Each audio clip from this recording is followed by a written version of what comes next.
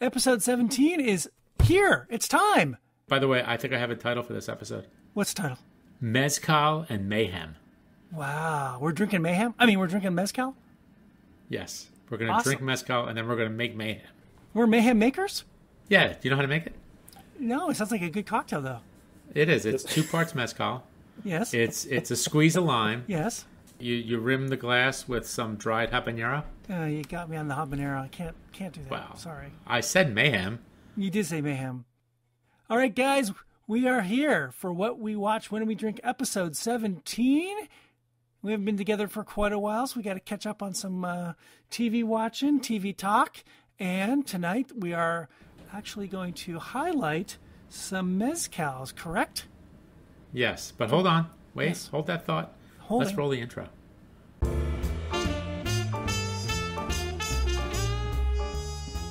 Welcome to What We Watch When We Drink, a Boozedancing media podcast featuring lively discussions about movies, TV shows, and anything else that we're watching while we drink our favorite boozy libations.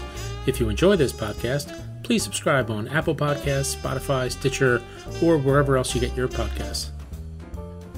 And you could find us on boozedancing.com. And if you'd like, by all means, please email us with your questions, comments, and suggestions for future shows. And we will definitely get back to you. And you could, kind of ease up on the cease and desist letters and the ransom letters. We're kind of backed up on those, and we're running out of cash. The P.O. box is getting a little full. Please. I got a letter from the FBI the other day. They're asking questions, and I don't like questions. If you were a little nicer, maybe your neighbors wouldn't have turned you in. I guess. Are you saying you turned me in? I'm a neighbor. Just saying. We are here together for a little TV talk, as usual, on our 17th episode. You know why I like number 17? It's a prime number. Just thought I'd throw that out there for all the prime number nerds out there. So before we get too far into the TV talk, we can mention what we are highlighting tonight on our drinking part, which is a mezcal from our friends who are importing it, ImpEx Beverages, correct? That is correct. It is called, what is it called? Mal de Amor. That's nice. Mezcal? Amor means love. But mal means bad. Bad love. Mezcal is kind of a bad love. You know what it's like? It sounds like it's the making of like a David Lynch movie from like the mid-90s. Mal de Amor. Or a mid-80s hair band. You know what? You should run this by your better half, Mike. You know, maybe it was like an album by Rat. Yeah, you probably know. She a big hairbander? She probably was on the tour. She was probably on the Bad Love tour. Brittany Fox. We go all night. Yep. Quite right. Or maybe it's like a riff on a Bon Jovi song. You give love a bad name. Maybe this is from a hair band in Mexico doing Bon Jovi songs. It's a possibility. A Mexican Bon Jovi cover band. Playing in Guadalajara on Tuesday nights. Open mic night. Bon Jovi tribute.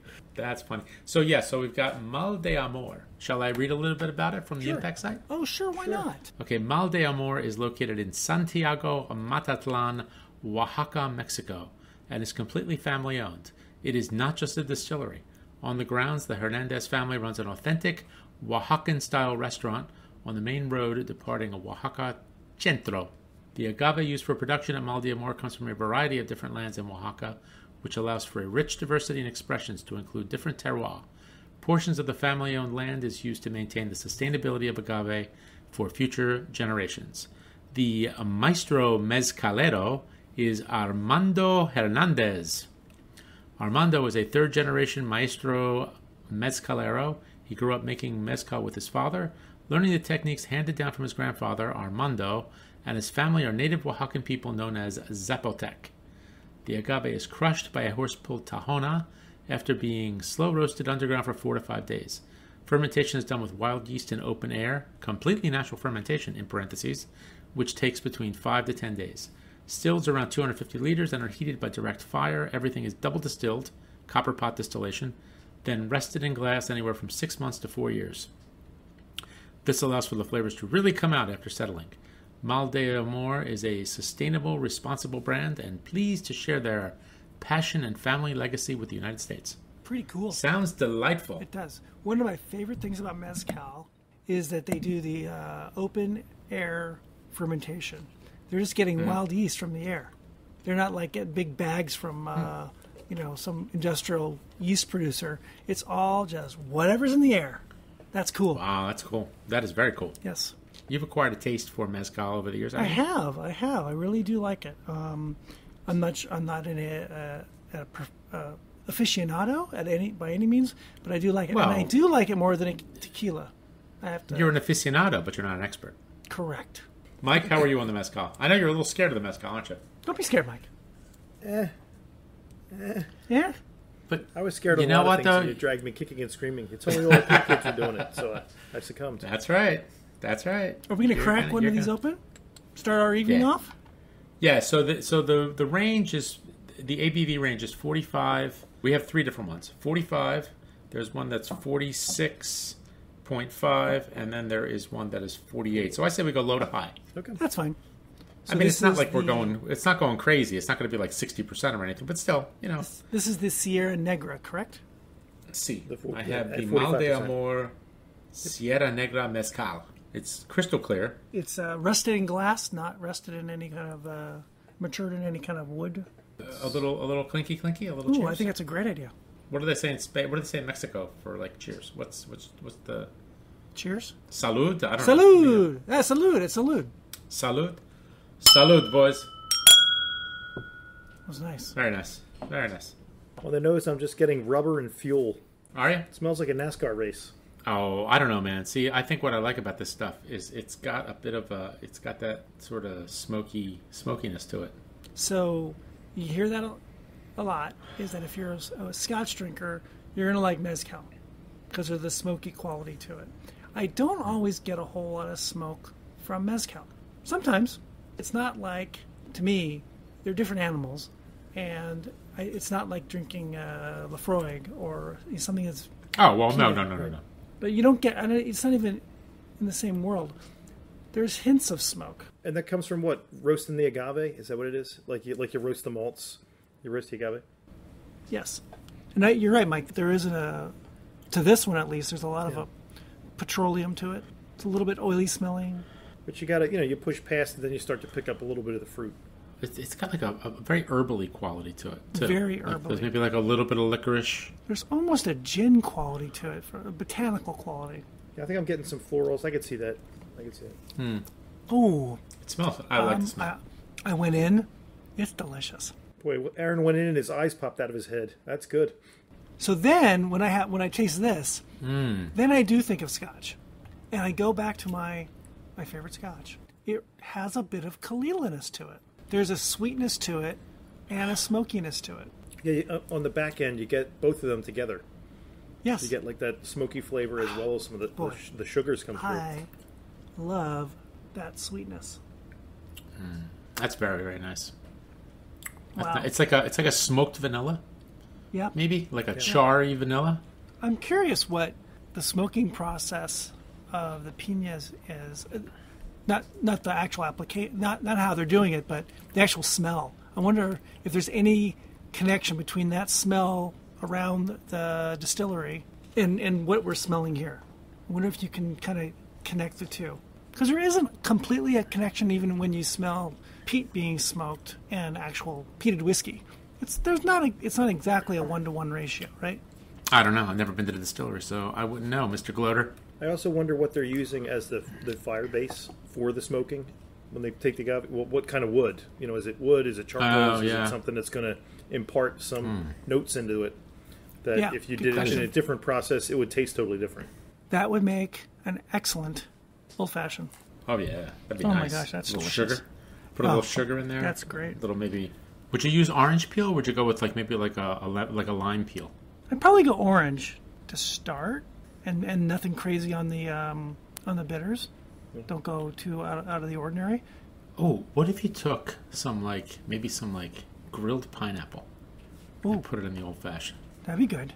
Maybe put a little brown sugar on the pineapple and just kind of let that go in there. He just said don't go too crazy, and you suddenly go. Crazy. That's not crazy. Wasn't me. That's it was not him. Crazy. Wasn't me. It was totally him. Crazy. Don't go crazy. Mike, you used to be. Mike, you forgot the name of this episode. What happened? Mezcal and Mayhem. Mayhem, bro. Mayhem. Boy. Mezcal and Chaos doesn't sound very good. Mezcal and Mayhem. Boom. No, it's control and Sorry. chaos. They're two different things. Well, since we've been in Mexico here for a small amount of time, I thought we would start off talking about something international on our TV journey. Has anyone been watching the Olympics at all? Last night was the first night I actually sat down and watched any of it. Are they on the Olympics? I didn't know. I haven't seen. They might be. My daughter is obsessed. She comes back from college, and now we watch the Olympics on 4 channels, almost 24/7. It's insane. Every 4 years, you hear this clarion call of, "Oh my God, there's too many channels. I can't find anything. I can't find where to watch all this stuff." It's like it's a new thing.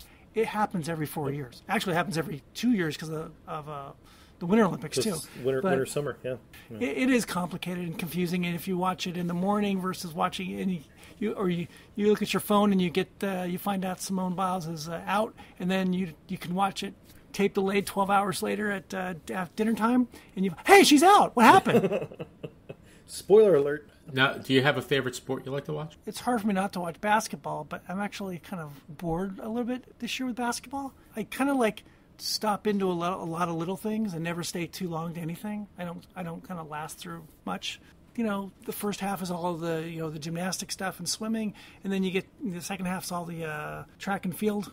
They both have their pluses and minuses. I don't know that I have a favorite. How about you guys? I like the track and field. That last night I got sucked in. I watched a couple hours of track and field. That was kind of fun. But other than that, I'm like, I'm kind of over the gymnastics.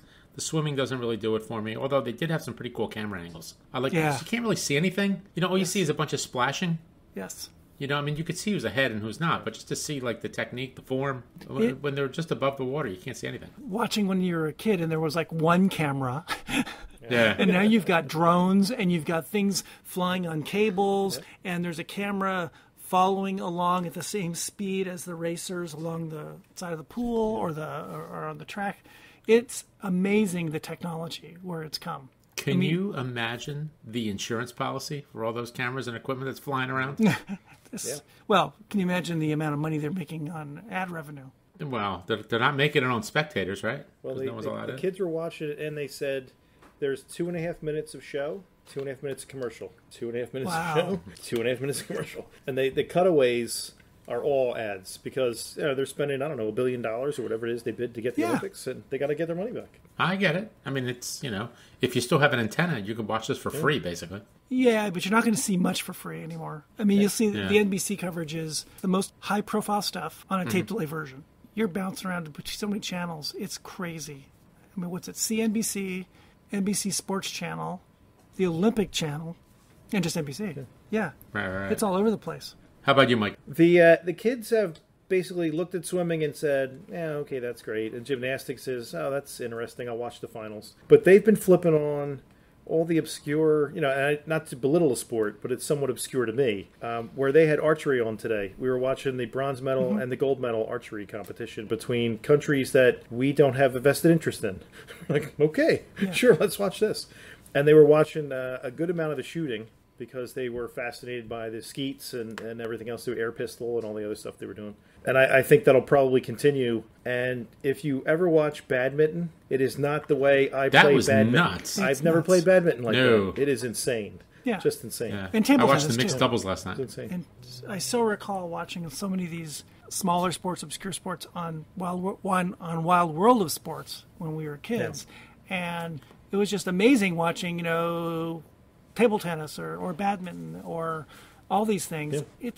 It's crazy, and in other countries these things are just massive.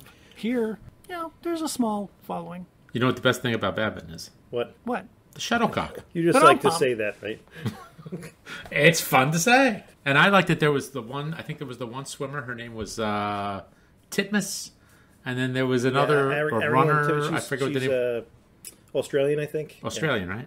And there was another one that had like a funky name, like, I don't know, like Cockney or something like that. I can't remember her name. It just makes you giggle, doesn't it? I'm like, what the hell? It was just funny. You're like a sixth grade boy, aren't you? You're just a sixth grader trapped in there, aren't you? By the way, you kind of upped the ante on me. I was thinking more kindergarten, but that's okay. The other thing that we were watching last night, they had the kayaking on, and it was interesting to see because it's all man-made. Basically like building a lazy river and then agitating it to the point that you could actually get rapids out of it. and they have these massive, I guess, back funnels or filters that are throwing this water down at a ridiculous rate. It was really something to watch because they're going down this completely man-made thing. When they pull back, it looks like a lazy river. It's like, hey, I was on one of those. I don't remember my inner tube moving quite the way those kayaks are, but maybe that was me. I lack the technique. So you've got this, you got the core sports, right? Yeah. Your track and field and swimming, and then there's those other ones that are all like this, like the badmintons and the table tennis and canoeing, and then there's always at the very end, there's on the extremes, there's these sports that kind of rotate in and out every 4 years. Oh, we're going to stop having, I don't know, whatever. Baseball was out for a while. Baseball's back. Now there's 3-on-3 basketball. Yeah. Yeah, I saw that, and that was weird. There's all the, there's always some weird thing that you're trying to market to more people and something more. It's not like they bring it up just for the Olympics. It's been going on for a while, right? So they have to have like qualifying stuff to get to the Olympics. So it's not like they just came up with the idea a couple weeks ago. There's 3-on-3 basketball tournaments or, national, international competition for a while. Who knew? Well, it almost looks like they took some X Games sports, yes, and put those in the they mix got BMX between the stuff. BMX, Yeah, right, the BMX, the surfboards. Yep. Now they've got skateboarding. Yep. They got all this crazy stuff. I'm like, what is going on? I think about getting those young eyeballs on the screen, right? I guess Not us. They don't care about us anymore. Well, that's okay. I don't care about them anymore. Hey. Take it. You're spitting on Jim McKay's grave. I don't like that. No, well, Jim McKay's gone. I miss Jim McKay. He was great. Well, it's funny seeing all of the announcers, too, because you see them all across the NBC spectrum, right? So Catherine Tappan, who has been hosting hockey, now she's hosting the Olympics, and Mike Tirico, which we knew from ESPN, is now hosting, is like the main host instead of Bob Costas. Time marches on. Faces change. How are we liking our Mezcal? That was good. It was good. It is good, isn't it? That was delish. I actually very poured delicious. a little bit more. It's very I may good. have some. I'm going to have a little more, too. All right, guys.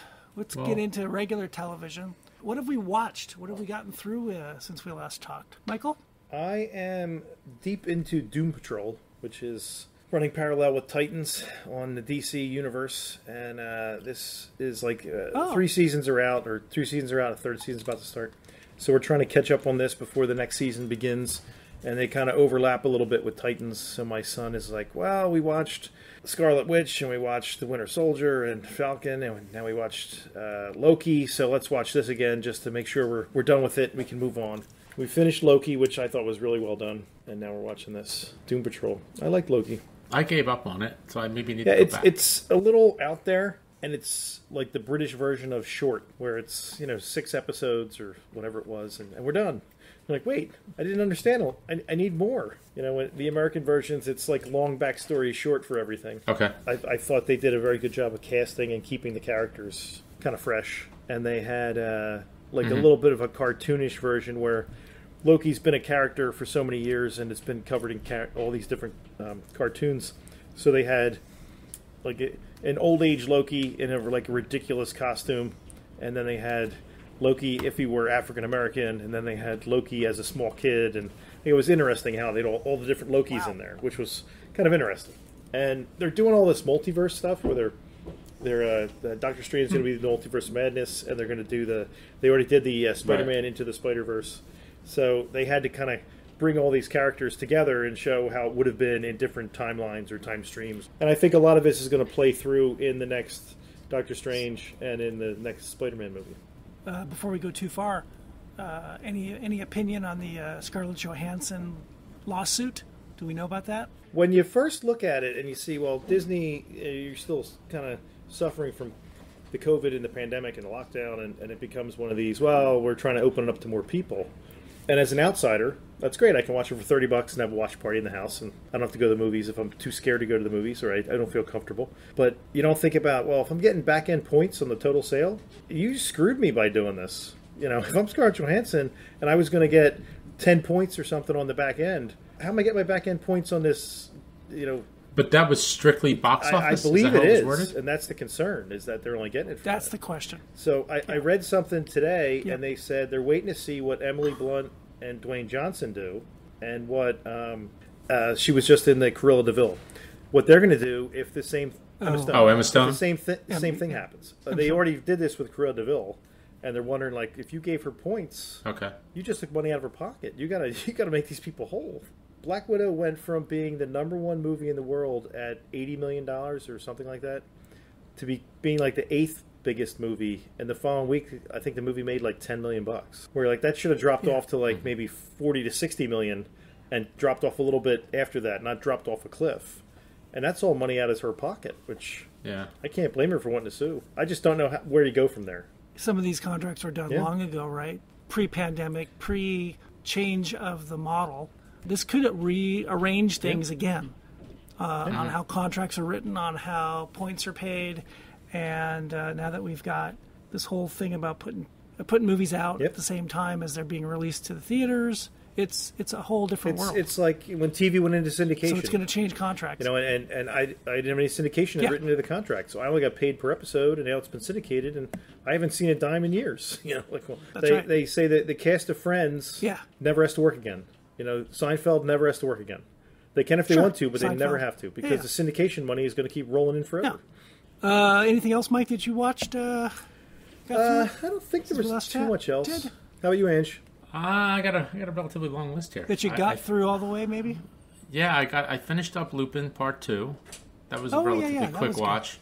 Oh, that was great. I love that show. Mike, you really got to give it a shot. I got to give it a shot. I know it's in French, but I think the boys would like it. I mean, Marco loved it. We both watched it together. It's actually good. So family fare. you would liken it to like a Thomas Crown meets James Bond kind of a thing. Is that still how the second part carried through?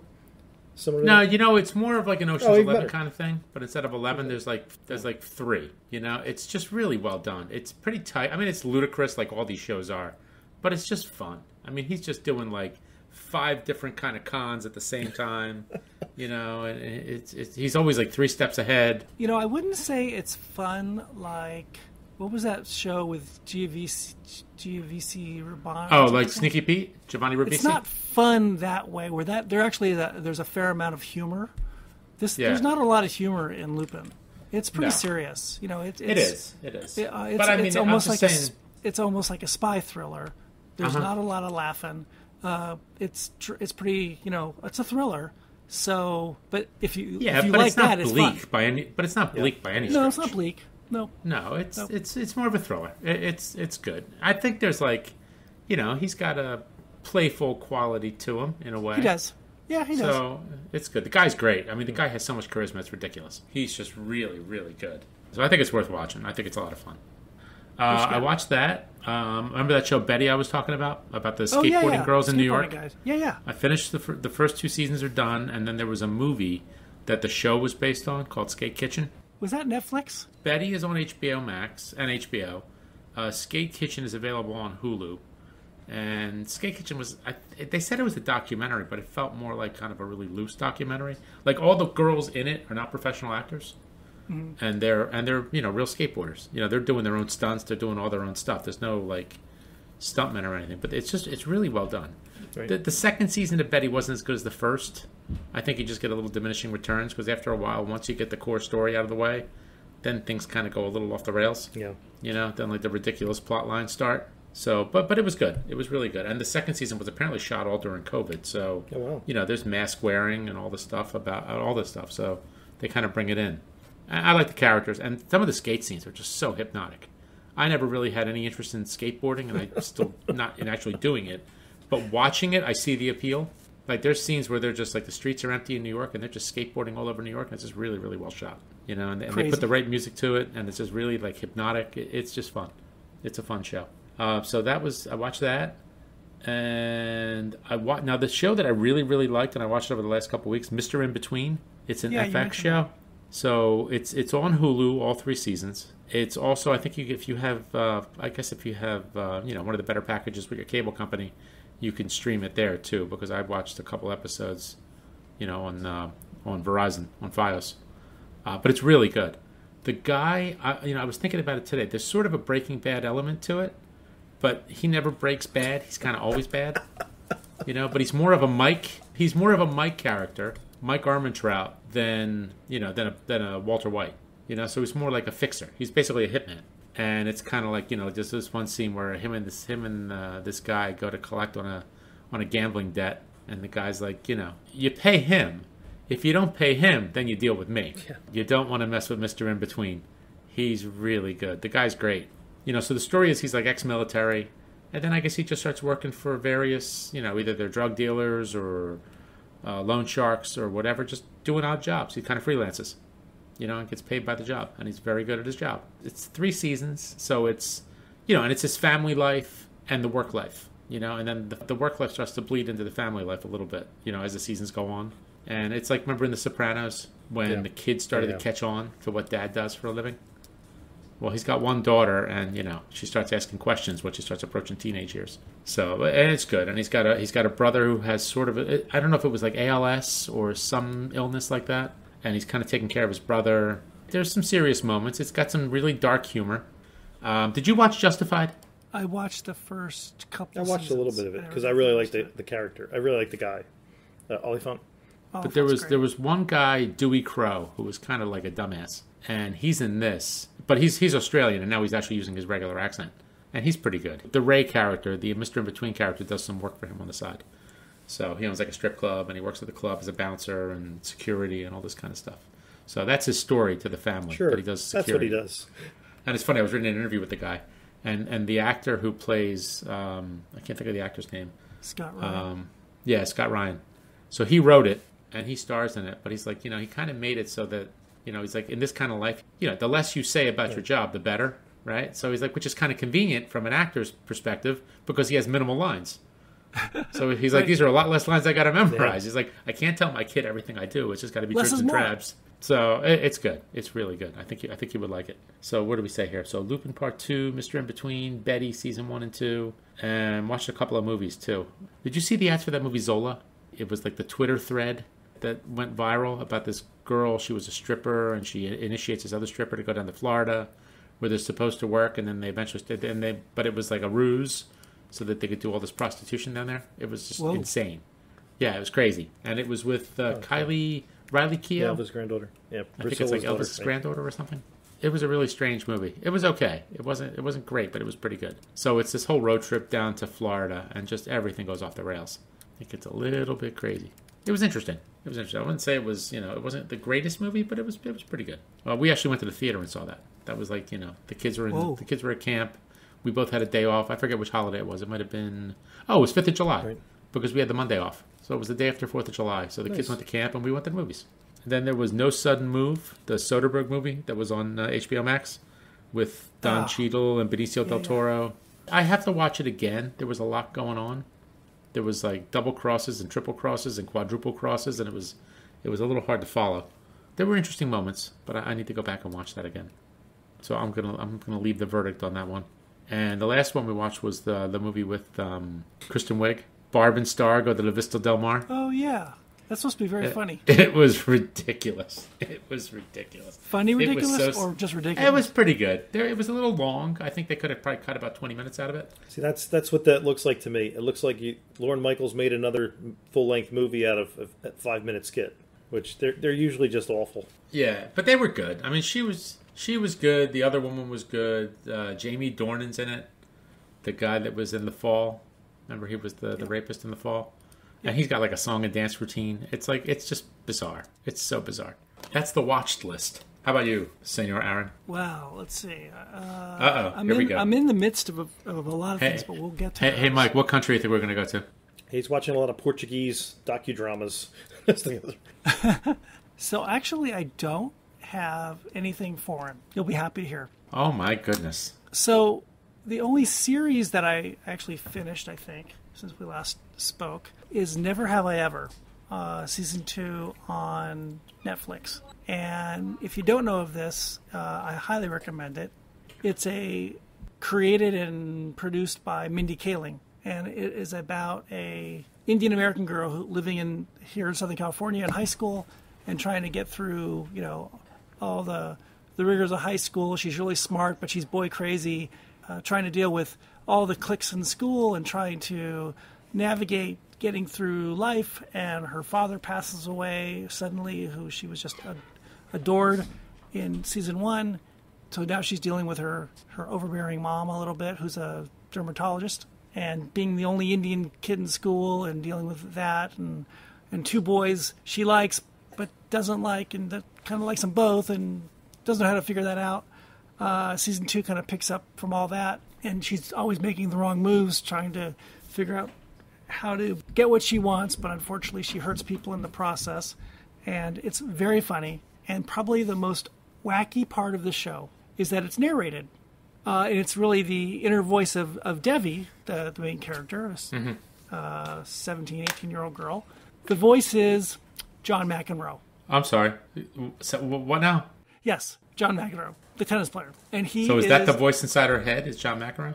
Yes, and it's not in her head. It's how we hear her thoughts and some thoughts, and it's like this narration, like a play-by-play guy.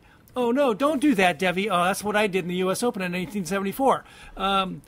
It's hilarious. He's amazing, and I just read an article about how he was at some event and Mindy Kaling said, "Hey, I've got this idea, and I want to talk to you about doing this show." And he's like, "Yeah, sure." And he never thought he'd hear from her again. And lo and behold, they're on season 2, and you only see him in one episode, but it's just his voice. It's just classic John McEnroe, because he's a very funny person.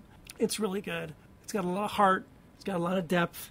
There's a lot of Mindy Kaling in it, and it's very funny. You know, if you're a 17-year-old girl, you're really going to get this. Is that why you really liked it so much, Aaron? Because you're like a 17-year-old girl? It's really funny. I highly recommend it. So season 2 just came out on Netflix. I watched one movie and one documentary. Gunpowder Milkshake. Oh, yeah, came out on Netflix, which is with our friend, our Scottish actress friend, Karen. Is she really our friend? Gillan. Right? Is that how you say her last name? Have we overstated? Yep, I think so. Well, how's this? She calls in. How's this? It looks like Gillan. We think it's Gillan. Yeah, right. Yes. The G and the L and the A and the N are all silent. You know how you say Gillan? You know how you say it? Lefroy. That's right. So she plays a hit person for some organization. Her mom was a hit person for the same organization. A lot of backstory. Her mom is Lena Headey from Game of Thrones, and who's been missing for a long time, who out of the blue comes back.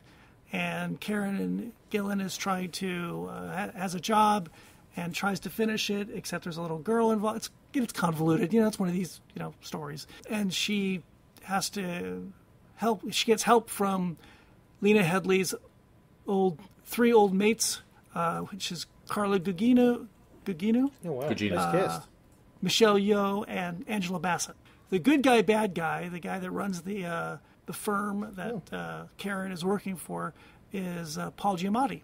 It's a big shoot 'em up. I mean, it's 70% action, and it's just a lot of guns and a lot of brutality, and there's a lot of humor going on during all of it, and it's not going to change your life. It's not going to make you smarter. It might actually make you dumber, but it's kind of fun. Is that possible? Challenge accepted. For us, it's always possible. I guess. So that was on Netflix. It was a little wacky. I get a little bored by the repetitiveness of the violence in all these kinds of movies. It's just endless. And this one was one of those movies. It could have been a half hour less of the violence and give me a little bit more dialogue. The last thing I watched, I guess it's an anthology series on HBO called Music Box, and the first episode is about Woodstock in 1999, which was 30 years after the first one. And this is actually, I think this whole series is put together by Bill Simmons' group. He was producing docs for ESPN, the 30 for 30 series. So it retells this story with an amazing amount of footage and interview with that whole. If you don't know the story, the quickie version is that the original two guys who did Woodstock in '69 and also did it in '95. They did another one in '95. They decided to do another one at the 30-year anniversary somewhere in upstate New York, and they got an old Air Force base that was decommissioned. I think it was an Air Force base. To be the place. They thought this was the best because it has fences. You can keep everyone in place. They're not going to go anywhere else, and this is going to be the way to do it. and it becomes a total disaster. So that at the time, this is what you're talking 20 years into MTV, 10 years into 10? Yeah, 20, 15 years into MTV. Yeah. And MTV's in this really weird point because you've got your post-grunge, your after Nirvana, and that whole thing. And now there's this whole group of bands like Limp Bizkit and bands that are sort of white guy bands that are kind of bridging the gap between metal and rock and rap. But MTV's also got these kind of like little, like they used to call them little sister bands. It's the bands your little sister likes. The Backstreet Boys and Britney Spears and all those guys. So they're sort of, they don't even know really where they are, but they're trying to, MTV's all over the place. And MTV was I think they co-produced this event. So they had, the guy that hosts one of the late night shows, he hosted TRL at MTV at the time. He's there on the scene. He's interviewing people. Everybody hates him because it's mostly just white guys. And you can argue that all these white guys that are just crazy at this event are the white guys that we see today that are crazy at events, but they're older, right? They're 20 years older. It becomes basically a riot. It's hot. People are dehydrated. They don't have enough water.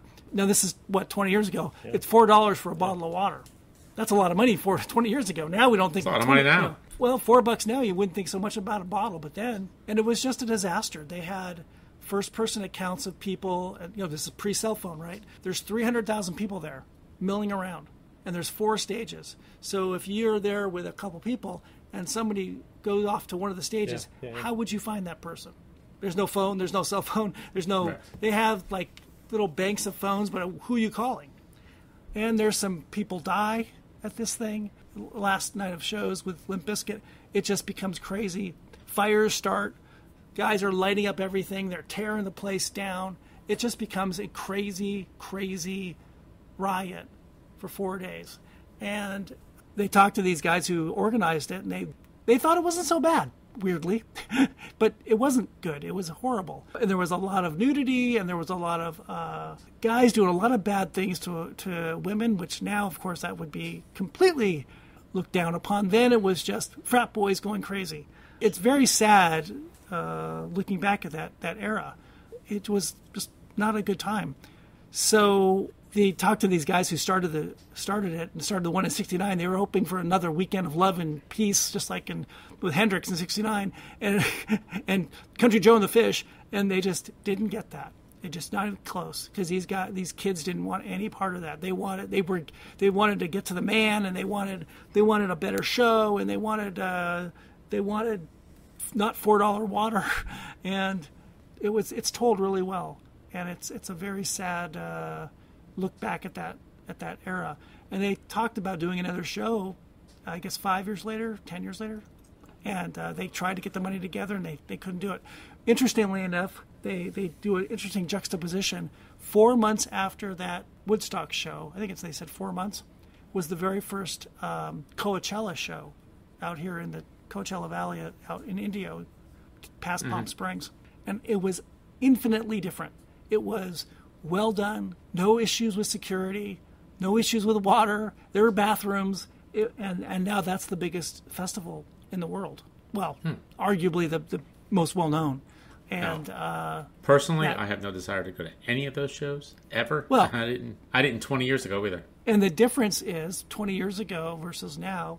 Now you've got baby boomers who can go and spend $500 on a premium ticket and never actually be on the ground.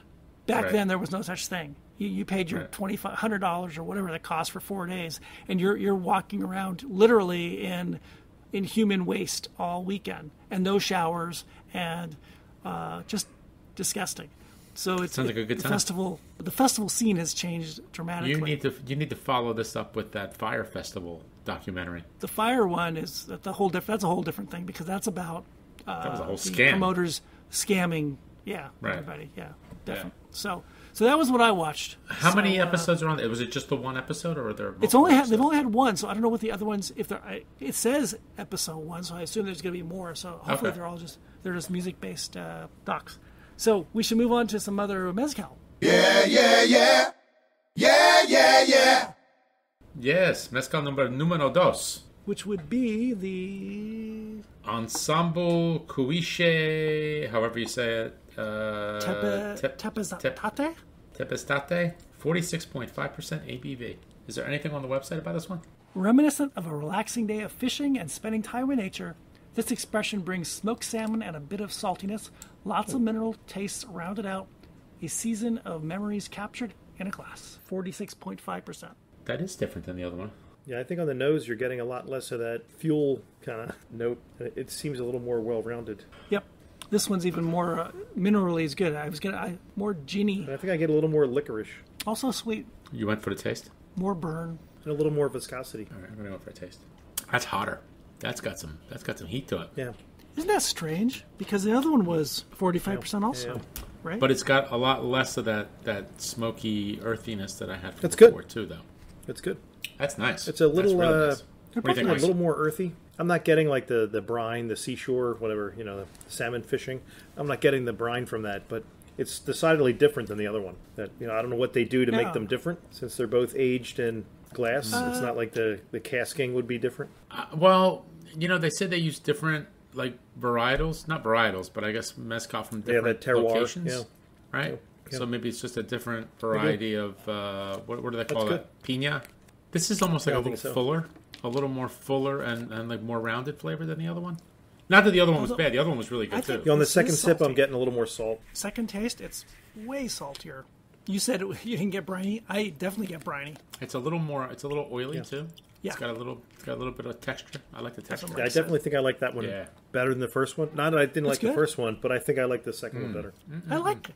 Yeah, I like it. I think I do too. But again, your point on the first one that you'd make an old fashioned out of that, I don't think you could make an old fashioned out of this. It's just totally different. No, I don't think I would. Okay, so we're moving on to what we are watching. We're 3 days into track and field for the Olympics, so that'll be what's on the TV for me. I'll be watching that for quite some time. That's the part of the Olympics that I really like. Who's that one woman? Sydney something? Sydney McLaughlin. Yeah, she's like the world record holder or something in the 400 hurdles. She's tremendous.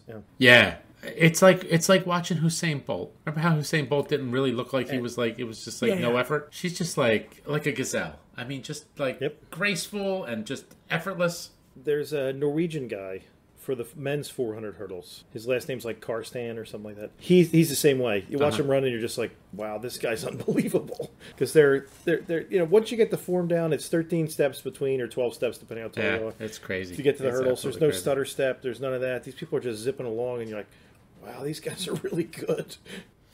Ange, maybe you and I will bounce around between what we're because we probably have some crossover on things that we are watching. I am almost done. I don't know how many more episodes I have, but not very many. I finally dove into What We Do in the Shadows, and it's on Hulu. The Vampire Show. Hysterical. And I think I've got 2 more episodes to go. Okay. And it's not laugh out loud funny. No, it's just it's like it just puts a smile on your face, and the characters are fantastic. Yes, it is written so well, and I have to admit the mockumentary thing has been overdone for so long since The Office. There are so many shows that do that thing, from Modern Family to you name it, but it works. It's funny. Mm-hmm. It's really funny. The four main characters. Yeah. 5 main characters. I think it's 5, They right? are so 5. They are so good. They are so funny together. They're so funny on their own. And I don't even know who they are.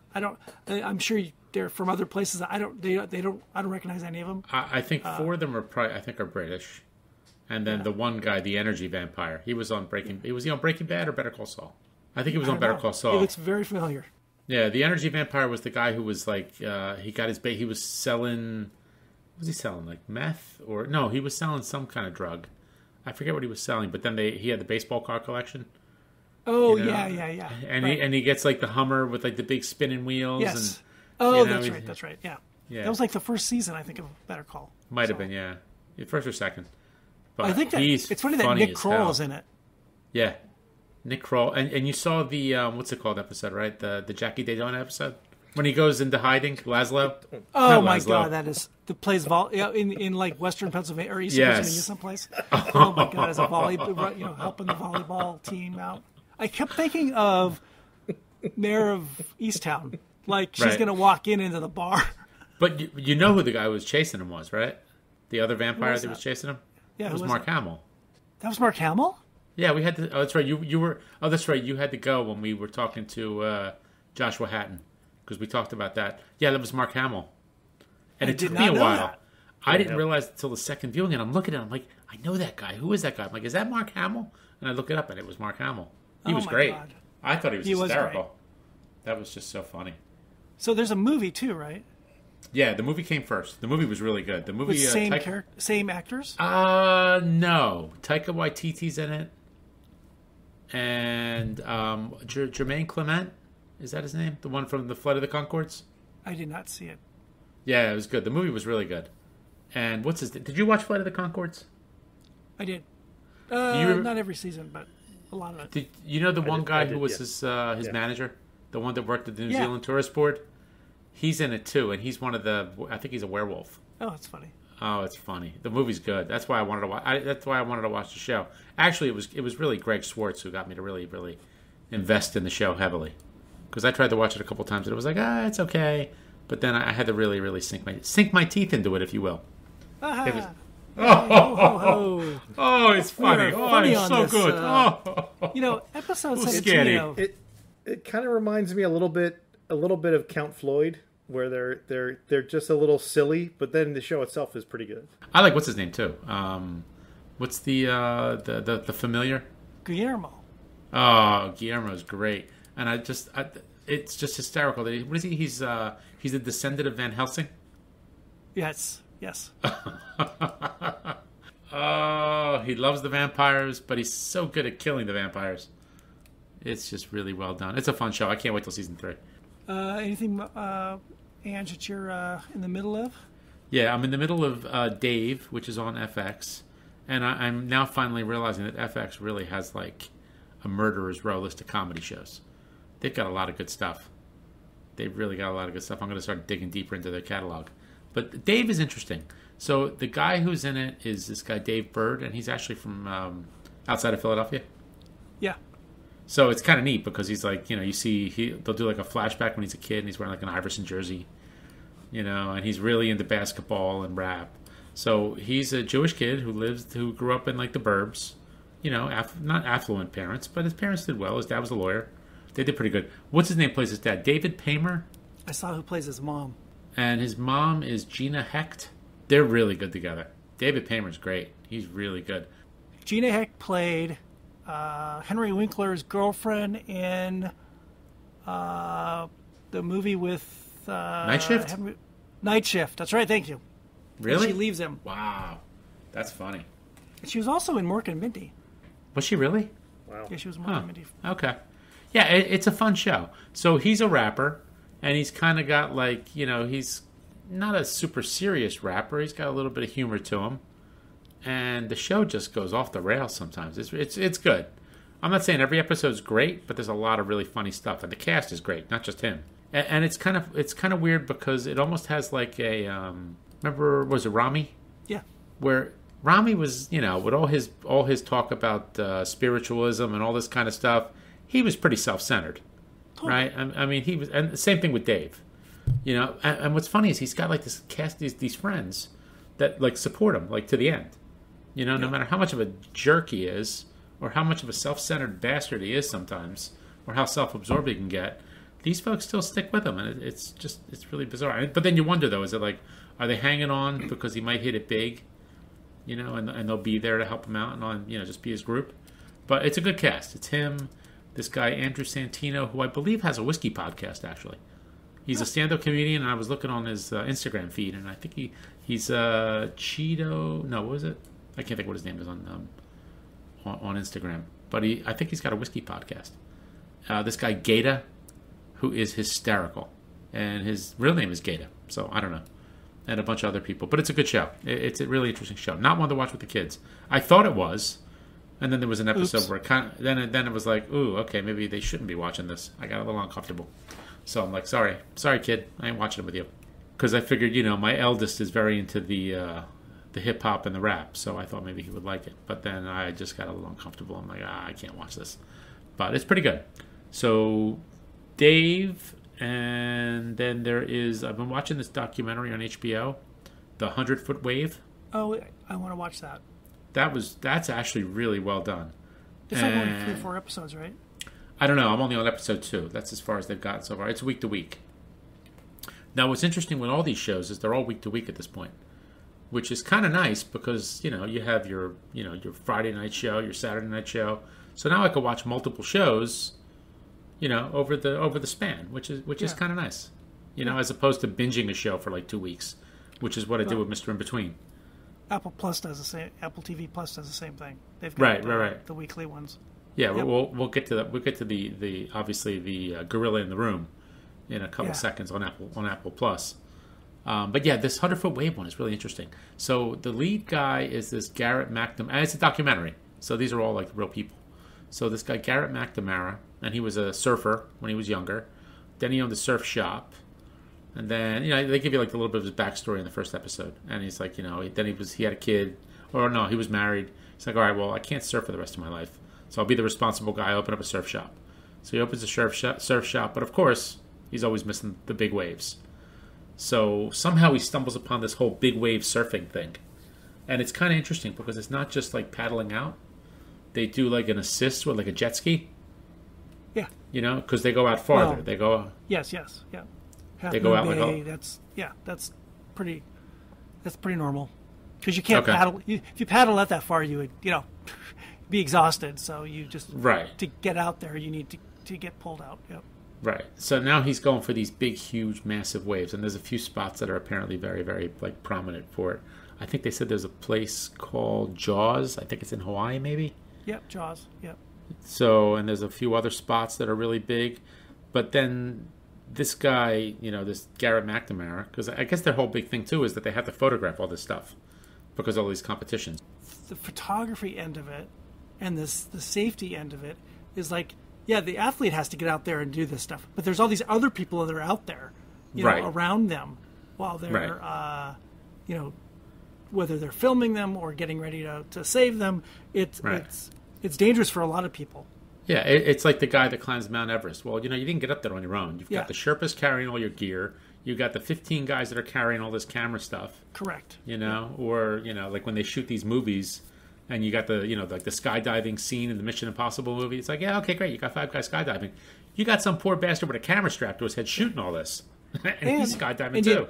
There's a science of it, of course, but you don't know that the day that you're there is going to be big waves, right? Right. You can predict some of it, tidal records look like, but you may not get the waves you want. The weather could change, Right. The big competition out here is in California is at Mavericks up near Half Moon Bay, and it doesn't happen the same day every year. It depends on the weather because they want to be there on the biggest day, and everyone gets towed out and 100-foot waves, and it's nuts.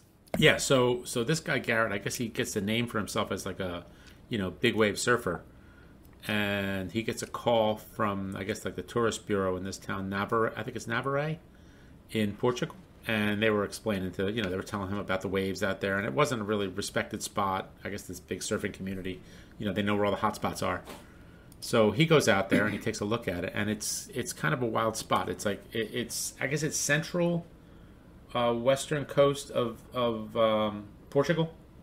It's this little town, and there's like this outcropping, and then apparently there's like this big, huge canyon that goes down. So all these waves converge. So I guess the water goes into the canyon, and then when it gets back to the shallows, the water rises up. But the waves are coming in from like 5 different spots. I mean, it's absolute insanity. So he goes out there with a couple of people, and this is probably early 2000s, late 2000s when he first gets approached. And they go out in the winter when there's nobody there. So it's a big fishing community, and there's, I guess it's like a beach town in the summer. But in the winter, there's nobody there. So they go out in like November when the big waves start coming out. And, the tourist bureau there brings him out, or whoever it was. And he networks. He brings some people in. He brings this one guy in from England, another guy in from Ireland. And I didn't know there was surfing in Ireland. The one guy was from like Sligo, where what's it called? Sligo. Was that Sligo, where normal people were shot? County Sligo, yeah. And he surfs up there and all this stuff. And, and they developed a system of how they're going to do the safety for this thing, because it's just a crazy spot. You got to walk down all these steps to get down to the beachhead, and, they're going in from the harbor with the jet skis and go out in there. And they kind of figured it out. So they'd have the guy's wife would be up top at the lighthouse spotting everybody, because they're like, once you get into the waves, if you're on a jet ski, if there's another guy that goes down, you can't see him, because you're in I guess you're in the trough. Yeah. So they developed this whole safety system. So the one day they're out there, I think it's like 2011, I showed you, it went viral. And they surfed like an 80-foot wave or some kind of insanity. And it was funny because you watch the thing and, they're out there the one day. And, by the end of the day, the guy's exhausted, this Garrett guy. He's just like, I'm not surfing tomorrow. It's just not going to happen. I'm not feeling it. And he's out there. But he's like, but I'll tow you guys out. So he tows these guys out on the jet ski. And he's like, but look, just surf. Surf because you like it. Don't surf because you're trying to break a record. Just go out there and have a good time. And then all of a sudden they're like, dude, the wave is coming. Get on the damn board and do it. And he goes out there and he surfs the thing. But what was cool about the show, what I liked, is that it's not just about him. He's... they're giving credit to everybody else that's involved in this. He's like, I just happened to be the guy that was on the wave at that time. But I can't do it without, the 5 guys on the jet skis and the spotter and the support crew and the cameraman and all these people. So it's kind of cool that they're, it's a team effort. He's the orchestrator. He's the guy that got this thing started. But, without all his help, he can't do anything. So it's a good show. I liked it. First episode was really about how they got the Nazare. Second one's about how they got the big wave. I know coming up, someone's going to get really hurt and wind up in the hospital. So we'll see how that goes. But it's a good show. Excellent. It's I a lot want of to watch fun. that. Couple quickies that I'm close to ending. Kevin can F himself. I don't know if we talked about that one before. I think you and I did. And I think I have one episode to go. Don't want to regurgitate it again too much, but it's with I can't think of her name. The actress, she was from the sister on Schitt's Creek. Right? Schitt's Creek, and she plays not a very happy wife of a annoying Boston suburb guy, and she basically wants to get rid of him. And it's almost like a two shows in one. It's like a laugh track sitcom that you see on CBS on Monday nights, and it's also a darker version of her life and what she's really going through, being this unhappy person in her marriage, and how her goal is to kind of rid herself of this relationship. I watched about 3 episodes, and guess what? She's right. Killed the guy. Well, it's the way you feel about most of those CBS comedy shows with this comedian who's whoever it is, insert the name, and they're all annoying. She's living that life, and it's horrible for her. So I got one more episode of that, and then 2 other ones real quick. Physical, which is on Apple Plus. I think there might be 1 episode or 2 to go. I cannot think of the actress who stars in that. Rose Byrne. It's really, really good. It is about a woman in the early 80s, yep. Right? Who has got an eating disorder. She's married with a young child. Her husband has lost his job, he's a professor, and now he wants to be a state assemblyman, let's say, and they live in San Diego. But they've both come out of the 60s with these crazy hippie ideals, and he wants to change the world. And in San Diego, she is spending all their money on fast food and then throwing it out because she's of her. bulimic? Is that what it is? Correct. So she has got this eating disorder, which is, kind of that's when things are starting to come to the fore about eating disorders in the world. But she finds aerobics to be somewhat of a benefit to her. And it's kind of a crazy story how she gets into it with people she meets at a mall. And ultimately she she's going to turn this into a business for herself, and she's more than likely. I think it kind of starts backwards. I think the first episode kind of shows she's kind of successful at it. Rosebird is great. She is just so good in this show. The ensemble cast is very good, and there's talking about narrators. There's a narrator too. Her inner thoughts. She says the right thing to people, but her brain is trying to say the wrong thing. Her brain tells her to go home, to not go binge food and throw it up. She wants to go do that, and she is constantly battling with this voice in her head. It's very, very well done, and not always pleasant to watch. On the opposite side of that, on Apple Plus, I think we're on week 2 or 3, is Schmigadoon. If you've not heard of Schmigadoon, I highly recommend it. I watched about half an episode. I was kind of curious. We really enjoyed it here. It's fun. It's funny. Now, it's also out of that whole Lorne Michaels corral of stuff. It's all Saturday Night Live alumni and folks, I think. It's really well done. It's basically a long spoof of musical comedy and Broadway. They put a lot of effort into making it seem like musicals from the 40s and 50s.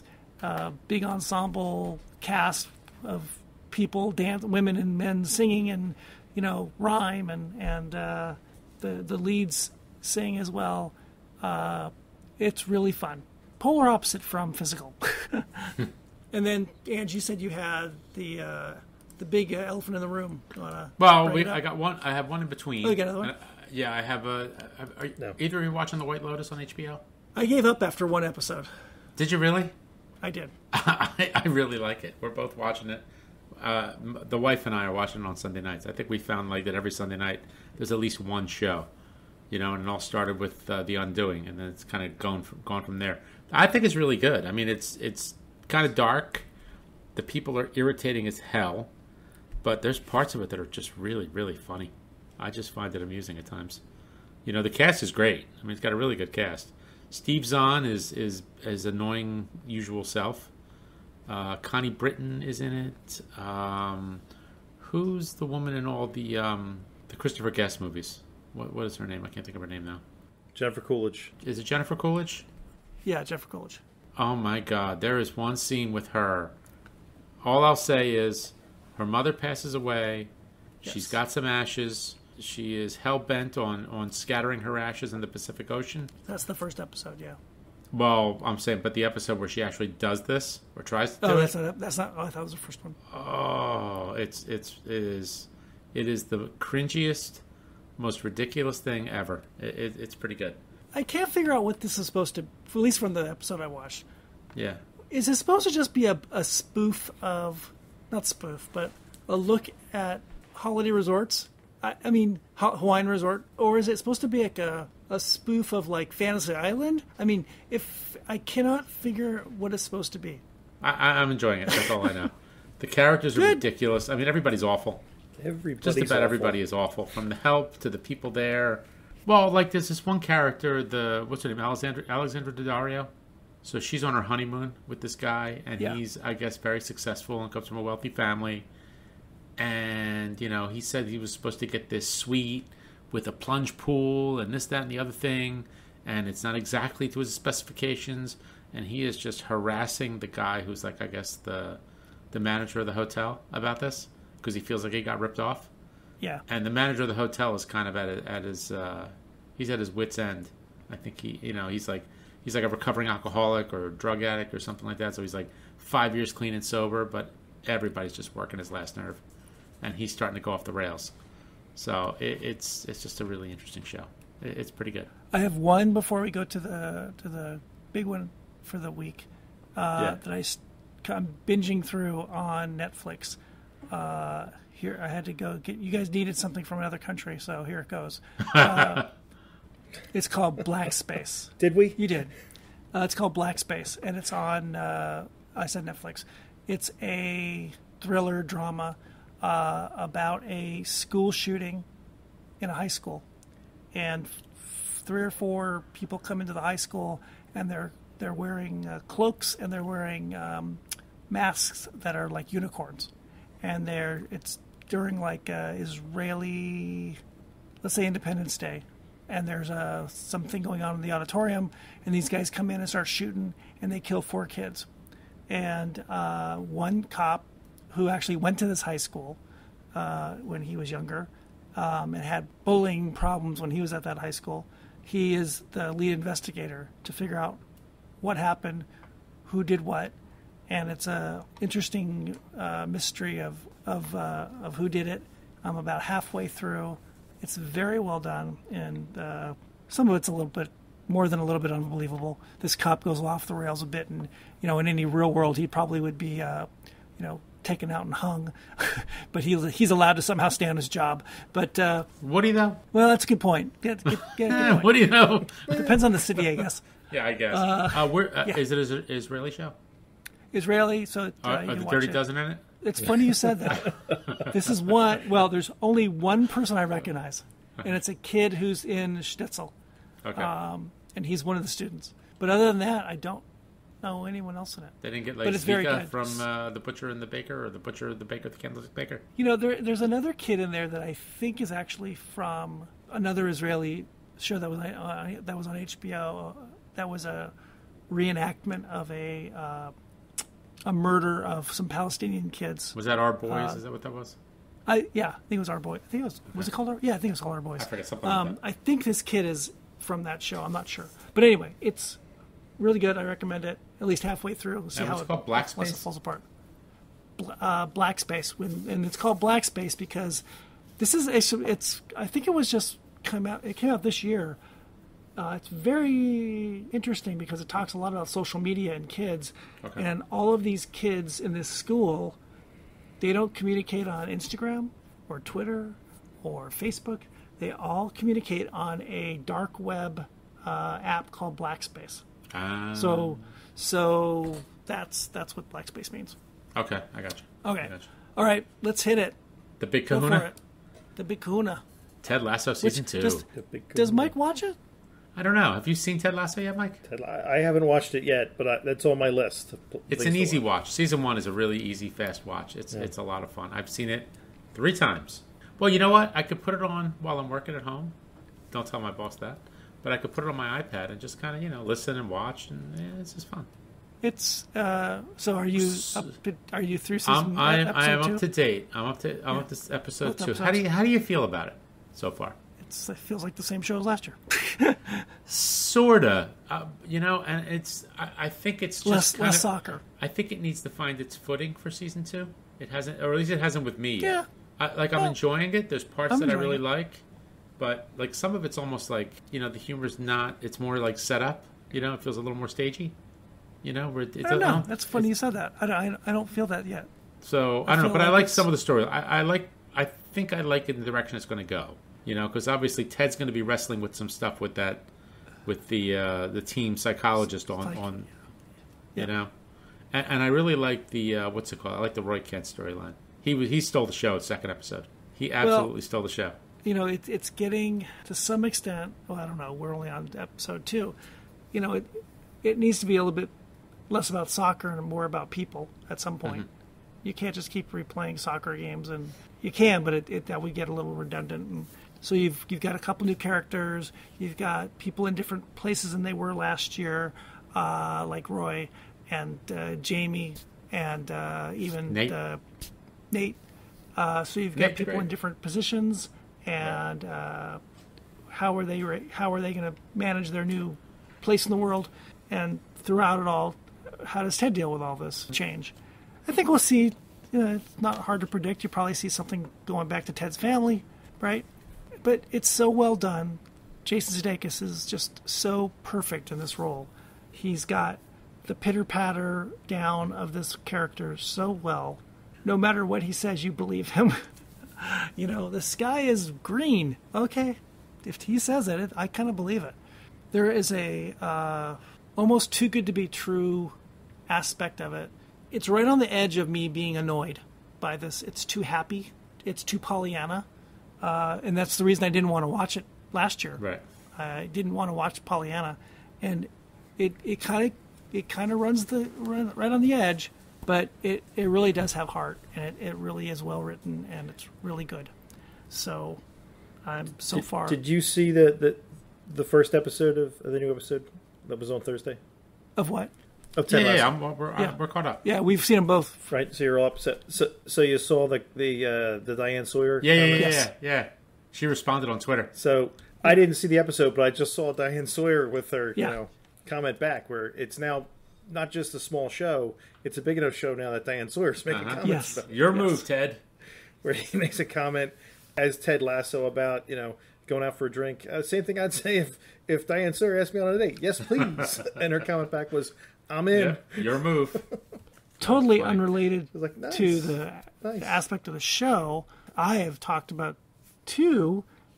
Ted Lasso's a 3rd. There's 3 shows from Apple TV Plus. So Apple, which people were a little bit not sure about whether they were going to be able to make quality TV, they are. Yeah, they're doing it. Yep. Yeah. Did I see you pouring another little bit more mezcal? I'm going for number 3. Our final one from our friends at ImpEx. Because I think we've moved on to what we want to watch, right? Correct. So we are the Mal de Amor Cuishe Mezcal, 48% ABV. Closer to a 5. Not quite there, but we're getting close. This one really hits home. It's citrus with a bite. Has a long finish and has a smell of earth, like potted soil. It says bottled at 45. It says 48 on this little label. I know, same that here. We got sample. Well, whatever. It doesn't have the mineraliness to it on the nose. Minerality? That's what I meant. Yes. It smells great. I like the smell on all 3 of these things. And they're all a little bit different. I think I like the smell in the second one better. Yeah. Sweet. Did you go for the taste already? I did. And it's got a little rubbery note to it, but less of that gin nice. Botanical notes. I like it's a little. Oh, it does have a long finish. It doesn't feel as hot as the other 2. No. But it is. So this one might actually be interesting in a old fashioned. And I think it has a little less viscosity. Yeah, Yep. It's not as... Than the second one was the oiliest. Yeah. This is definitely thinner. Yeah. They're both really good. All 3 of them are really good. I think I like the second one better. I'd probably go the second, the third, and then the first one. I would almost go in the same order. I like I'd this. go This 1, is nice. 3, 2. 1, 3, 2? Or actually, I might go 2, 1, 3. Because this one may be almost a little too polite. And you don't like polite. It is kind of No, polite. I don't. Yeah, right. This one's like really, really like kind of mellow. I think it's the more approachable of the 3. I agree. It's the sipper. It's nice. And I like tequila, but I gotta say it doesn't have the depth of mezcal. Correct. Why is that? I think it's the difference between the roasted and the steamed, because I think this just adds a little bit more to it. It has more depth. I've always found tequila to be, I don't want to say vodka-like, but kind of bland-ish.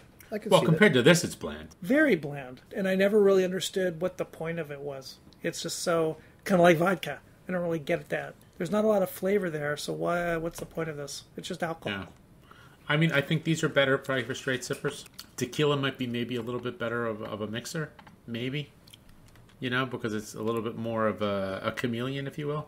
This has almost too much character, maybe, for a margarita or anything like that. It feels wasteful if you're going to be putting it in something like that with lots of sugar and. This would be interesting, probably. Yeah, obviously, an old fashioned, but it would probably be good in like more of a spirit forward drink. Yes. Yeah, where you're getting that flavor first before all of the other things that are in the mix. And I don't even think you'd want to be putting this into well, I don't know. For me, I like the cocktails that only have, a small number of ingredients, 3, 4 max, whereas the better cocktails for me, you're going to taste that spirit, and it's not mixed up with a bunch of other stuff.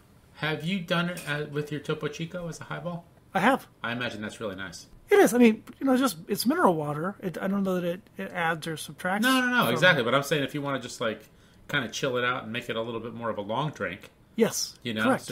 So you use that without losing that tequila character.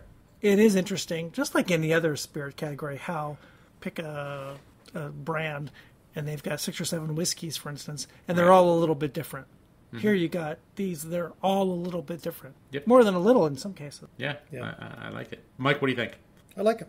I don't know enough about it to know that what I like about it, but I think they're all sippers. I certainly think that first one would be really good in a cocktail. But it's again, it's different than tequila. Tequila to me is something if you're drinking as shots, you're probably doing it wrong, and that's what a lot of people do with tequila. Yeah, I mean, like if you took this and had it like with, I don't know, versus like a Casamigos. Casamigos is like super approachable, you know, and I could see why they're popular because it's really easy drinking and it doesn't really, I don't think it'll put anybody off. If you like spirits, you know, Casamigos like with the heavy hit of vanilla, especially on like on the silver, you know, it's just really not offensive. It's just, you know, it's just a good everyday drink. But this has more of what I'm into. Right. You know, if I'm going to drink straight spirits, I want more character. And this has a lot of character. You're a lot of character. This is like that scene from Pulp Fiction, right? Yep. No. You don't have character. You are a character. There's a difference. We could bottle you. It's a big difference. You know, there's a few people that I'm sure wouldn't mind that. Bottling me up and like, you know, like messaging, like Genie. Boxing you up. Know, throw me out to sea and just see what happens. Pack you in a container, dump you in the sea. That's very nice. Very nice. Shall we round this out with what we're going to watch or what we want to watch? I only have one thing that I'm going to watch that I know of. Just came out. My daughter, I think, has already binged through it. It is total pulp fare for the summer. It's season 2 of Outer Banks on Netflix. Oh, my son's watching it. He started last night. I talked to him today around 5 o'clock. I'm like, what episode are you on? He's like, episode 9. Yeah. It's my daughter, too. Yes. It is absolute crap. It is absolute crap. It is crap. But it was fun. I watched the first season, and I don't even know why I turned it on, and I got sucked in. It's like a soap opera. It's not like a soap opera. It's a soap opera. It is a soap opera. And so I'm assuming season 2 is going to be like a soap opera. Oh, yeah. I watched the one episode where they make it. Did you watch it at all? The new one? No, I haven't. But they're like they're in Nassau, and they're looking for the gold and all this craziness. I'm like, okay, this is ridiculous. But whatever. Yeah. That's the only thing that's on my radar that I know of. The only other thing, which I bring up to you guys, did you guys see the new trailer for Ghostbusters? The new Ghostbusters? No, but I heard them talking about it on one of our favorite pods. Yeah. I don't know. How's it look? I don't know either. It's the kid from Stranger Things, right? Kid from Stranger Things and Paul Rudd, and I don't know what this movie's going to be about. I don't hope it's not crapping on our dear friend Ghostbusters, or hopefully it's a nice honoring of our childhood friend. I don't know. We'll see. Not sure yet. I don't go to movies, so I probably won't go to it, but I will probably watch it on TV. Mike, anything? What's on the slate? No, I don't have anything lined up. I mean, I write down what you guys are talking about, and then try to put together some idea of when I can squeeze this stuff in. But if you're going to go back and watch anything that we've watched, I think you would like Lupin if you can get past the subtitles. You got to watch it with the French because I think it loses a lot of character with the dubbing. And Mr. Inbetween, I think you would like. Well, the subtitles doesn't bother me. I don't mind subtitles. And you know what's great? You've said many times you're a visual reader, so you can read it, and the visual is right there. Yep. It's right there for you. It's actually, they built it in for me. Wasn't that nice? Yeah, it's like reading a graphic novel with action, right? Look at it that way. But Mr. Inbetween, I think you should really check out. That's just a really, really neat show. The guy's great. Who doesn't like a hitman? I love the character. Who doesn't like a hitman? Oh, he's great. He's just so good. He's just funny. Some of the stuff is it's so dry. You know, there's some dark moments. There's some dark moments, and it gets pretty really dark at times. But it's good. My list. So I want to go back. I want to finish Patriot. You know, other stuff pops up, and it's like, I kind of lose. You know, I lose track. But with those other shows, the currently one, since they're all like on a week to week, you know, I could just watch a half-hour episode. It's kind of easy to to catch up. So I want to go back and watch Patriot. And there was a show I was watching on HBO. It was a Cinemax show with Carla Gugino called Jett, where she's like a master thief. That showed up on my HBO what is she? now. I see I'm that. sorry, what did you say she was? It's called Jett, and she's a master thief. Master thief. Okay. So I watched the first episode, and it was pretty good. I mean, it's pulp. It's not, it's total pulp. It ain't brain surgery. No, it's okay. She's good. What's his name's in it? Giancarlo Esposito. It was all right. I want to go back and check it out. And there is a show that just dropped a little while ago that I've been hearing about. It was I think it was like a YouTube thing. It's with the guy that plays the one Jackie Daytona character in What We Do in the Shadows. and it's called Garth Madrigan's Darkplace. It's supposed to be some weird, spoofy comedy. I'll have to find the description. Yeah, it sounds bizarre. Let me get the description of it. Hang on. This parody series is an unearthed 80s horror drama complete with poor production values, awful dialogue, and hilarious violence. The series is set in a hospital in Romford, which is situated over the gates of hell. What's it called? It's called Garth Marenghi's Darkplace, and it's with some guy named Richard Ayoade, Matt Berry, Matthew Holness, Alice. I don't know who any of these people are except for Matt Berry. Matt Berry. Oh, Steve Merchant's in it? Oh, he's funny. Yeah, he is funny. And that's about the only people I could think of those two. But I don't know. I don't know anything about it. I haven't seen anything. I haven't seen a preview. But it's got a lot of buzz, and it could be kind of fun. And there's one movie I want to check out that I think I talked when we had Joshua Hatton on. It's called Only Lovers Left Alive, and it's like a vampire movie by Jim Jarmusch.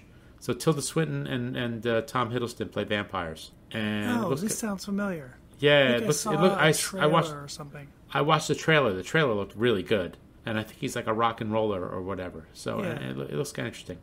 And Jarmusch is quirky. I kind of like Jim Jarmusch. He does some weird stuff. He's a very quirky guy. So I want to check that out, and it's available on Prime. So it's a freebie. So I'm in. Cool. Yeah. So there's a lot of stuff. Well, we did it again. Yes, we did. We sure did. We did it with, we did it with Mezcal. Yeah, Mezcal Mayhem. Mezcal Mayhem. We have to thank our friends at ImpEx Beverages for the samples from the Mal de Amor Mezcaleria in Mexico, in the state of Oaxaca. It's very good. They are delicious. They're really, really good. We are pro Mezcal, even Mike. Yeah, man.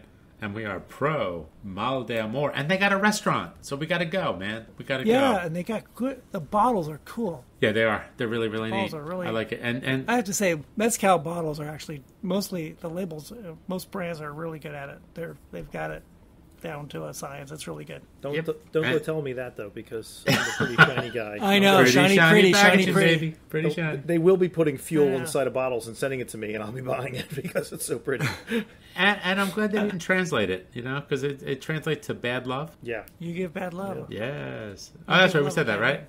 Right. Yep. It's the Bon Jovi cover band's favorite mezcal. Yep. El amor es male. Something like that. I don't know. Wow. Episode 17, it was the one where Angelo sings. I didn't realize and not well. I did not know. That's the mayhem. Well. I did not know that. That's the mayhem. That is the mayhem. Correct.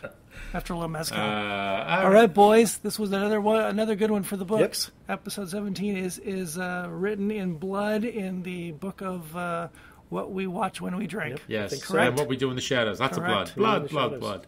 All right. Don't forget to watch us where? Or listen to us where? All right. You can find us on Apple Podcasts, Google, Stitcher, Spotify, Audible, and wherever else you get your podcast. Or if you don't want to do any of that, just visit us at boozedancing.com and email us at boozedancing@gmail.com. We would love to hear from you.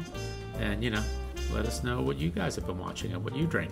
We'll catch you next time on episode 18, where we'll have more mayhem and probably less mezcal. Yes, and the Olympics will be over, you think, by then? I think so. Who knows? It'll go on forever.